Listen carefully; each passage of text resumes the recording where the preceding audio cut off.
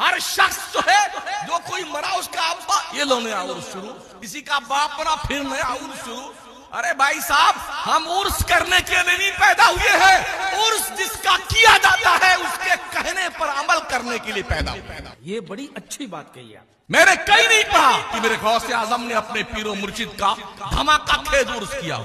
मैंने कहीं नहीं पढ़ा ख्वाजा मोइनुद्दीन चिश्ती ने अपने पीर ख्वाजा उस्मान हारूनी का धमाका खेज उर्स किया हो। आज क्या हो गया हमारे यहाँ, और मेंबर पे बैठने वाले उलमा को गूंगा बनकर बैठने की जरूरत नहीं, जबान खोलिए, हक की हिमायत में उठिए। कौम गुमराही के दलदल में जा रही है। जो लोग हक बात नहीं बोलते हैं, कल बरोज़े क़यामत उनके मुंह में जहन्नम के आग की लगाम लगाई जाएगी।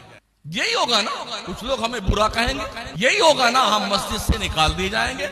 अल्लाह ने लूला लंगड़ा बनाया नहीं है, हम मेहनत मजदूरी करके भी खा सकते हैं।